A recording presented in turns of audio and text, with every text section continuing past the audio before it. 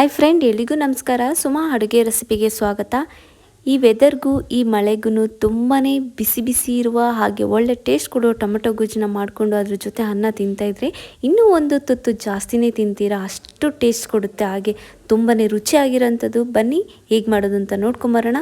ನಾನಿಲ್ಲಿ ಮೊದಲಿಗೆ ಸ್ಟವ್ನ ಹಚ್ಚಿಟ್ಕೊಂಡಿದ್ದೀನಿ. ಸ್ಟವ್ ಹಚ್ಚಿದ ನಂತರ ಒಂದು ಪ್ಯಾನ್ ಇಟ್ಕೊಂಡಿದ್ದೀನಿ.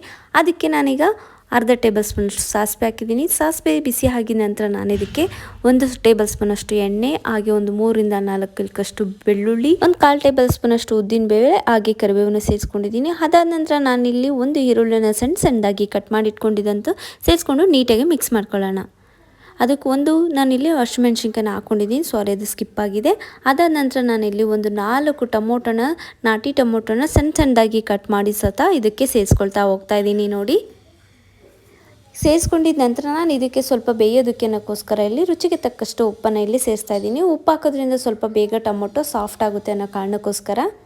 ಈ ವೆದರ್ಗೂ ತುಂಬಾ ಮೋಡ ಆಗಿರೋದ್ರಿಂದ, ಚಳಿ ಆಗಿರೋದ್ರಿಂದ ಈ ಥರ ಟೊಮೊಟೊ ಗೊಜ್ಜನ್ನ ಮಾಡ್ಕೊಂಡು ತಿಂತಾಯಿದ್ದೆ ತುಂಬಾ ಟೇಸ್ಟ್ ಅಂತೂ ಸಖತ್ತಾಗಿರುತ್ತೆ ಅಂತಲೇ ಹೇಳ್ಬೋದು. ಬಿಸಿ ಬಿಸಿ ಅನ್ನಕ್ಕೆ ಒಂದು ಸ್ವಲ್ಪ ತುಪ್ಪ ಹಾಕ್ಕೊಂಡು ತಿಂದರೆ ಇನ್ನೂ ಮಸ್ತ್ ಇರುತ್ತೆ. ನೋಡಿ, ಚೆನ್ನಾಗಿ ಕುದೀತಿದ್ದಾಗ ಇದಕ್ಕೆ ನಾನೀಗ ಸ್ವಲ್ಪ ನೀರಿನ ಅಂಶ ಬಿಟ್ಕೊಂಡಿದೆ ಅಲ್ವಾ, ಅದರಿಂದ ನಾನು ಇದಕ್ಕೆ ಸ್ವಲ್ಪ ಒಂದು 1/4 ಟೇಬಲ್ ಸ್ಪೂನಷ್ಟು ಖಾರದ ಪುಡಿನ ಹಾಕ್ಕೊಂಡಿದ್ದೀನಿ. ಅದಾದ ನಂತರ ಇದಕ್ಕೆ ನಾನಿಲ್ಲಿ ಸ್ವಲ್ಪ ಹಿಂಗನ್ನು ಸೇರಿಸ್ಕೊತಾ ಇದ್ದೀನಿ. ಹಿಂಗನ್ನು ಸೇರಿಸೋದ್ರಿಂದ ಡೈಜೆಷನ್ ಚೆನ್ನಾಗಾಗುತ್ತೆ ಅನ್ನೋ ಕಾರಣಕ್ಕೋಸ್ಕರ ನೀವು ಇಷ್ಟ ಇದ್ದರೆ ಹಾಕೋಬೋದು, ಇಲ್ಲಾಂದರೆ ನೀವು ಸ್ಕಿಪ್ ಮಾಡ್ಕೋಬೋದು. ನಂತರ ನಾವು ಇದಕ್ಕೆ ಸ್ವಲ್ಪ ಕೊತ್ತಂಬರಿ ಸೊಪ್ಪನ್ನು ಸೇರಿಸ್ಕೊಳ್ತಾ ಹೋಗೋಣ. ಸೇರಿಸ್ಕೊಂಡಿದ ನಂತರ ನಾವು ನೀಟಾಗಿ ಮಿಕ್ಸ್ ಮಾಡ್ಕೊಳ್ಳೋಣ.